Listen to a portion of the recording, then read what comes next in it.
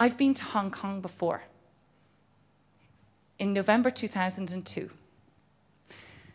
Why was I here? Because I did go around the world in 80 ways. With Miles, who went blind when he was 29. He was 50 when the journey began. And another friend, Mike McKenzie, who used to be 6'4", is now 4'8", because he got basically mashed by a truck and lost both of his legs and is paralyzed from the chest down. So us three people, mad Egypts, Irish expression for nutty person, were challenged to go around the world in 3 months using 80 modes of transport. 3 disabled people, can you imagine that? And to raise $1 million in the countries that we went through. So we were given 2 tools. One, a fantastic manager from Rolls-Royce to help us, who, by the way, never told us until we started the journey that he was actually half deaf. And then we were given a cameraman who had a glass eye. So the 5 unusual people start traveling around the world. We come to Malaysia, and everybody knows that Caroline wants desperately to drive a car. So the Malaysian Grand Prix track heard this and thought, we've an idea. Let's get the first blind against blind race going. So they pick me, and they put me in one car, and Miles in another car. I'd like to point out, before Miles went blind, he used to race cars, so that was an unfair advantage.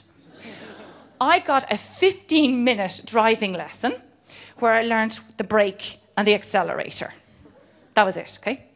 Mike, the guy with no legs, he decides, I'm going to be your co-pilot.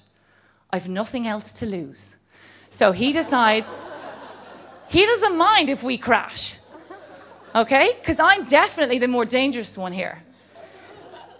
So here we are on the Sepang track, and the Malaysian media are everywhere. I mean, they're like, this is going to be fun. So these 2 people are here lined up in their cars, and the next minute, whoosh, the flag goes down. What's wrong with that picture? Why would the flag going down be a wrong picture for a blind race?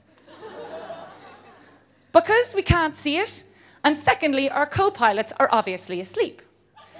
So they go and get the horn, and we start off. 193 kilometers an hour, 5 laps around the Malaysian Grand Prix track. Did I get to drive a car? Yes, I did.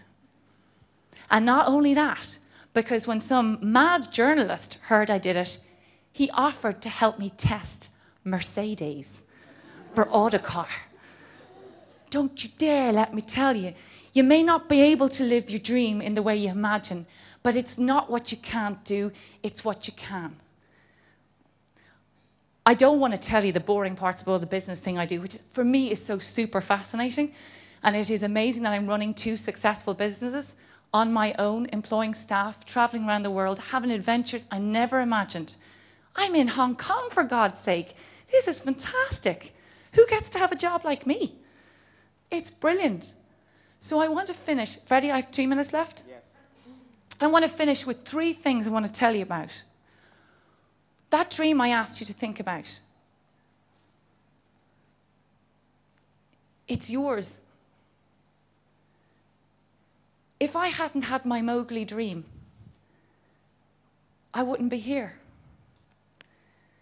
That Mowgli dream, who would have thought being an elephant girl could have made me successful?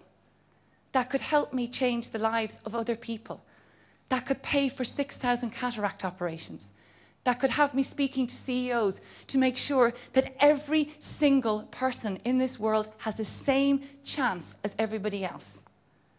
Success is in many forms, and your dream is part of your success. Secondly, when I asked you to be dangerous, I want you to think about this. Don't surround yourselves with negative, annoying, whingy people. Okay? Seriously. Have you ever said to somebody, I've got a great idea, and they go, yeah, it's kind of... I mean, go away. Like, we don't need to listen to you whinge bags. I don't care how mad your idea is. See, mad? Mad, love mad. We're all mad here. It's brilliant to be mad because you get to have a far better life than the boring, typical, normal ones. When I'm saying to you to be dangerous, I don't want you to daydream your life away. I wanted you to dream with your eyes open and believe that you can, because you can. Your own thing. We all don't have to be Richard Branson, or we all don't have to be Bono. You just have to live your life in your way and have some fun. And have some fun. And the third thing I want to say to you is, in this one wild and precious life that you're going to live, the future of this place, of where you go, the love that you choose, the job that you are, do not settle for second best. Don't do it because everybody else is doing it. It took me 28 years to work out that my difference is the best thing about me. It's made me more successful than anything else.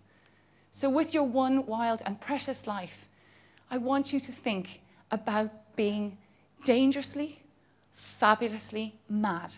And I don't mean make a difference mad, which I do believe is what will make the difference, is when you're truly yourself, truly following your own path, having fun and kicking ass.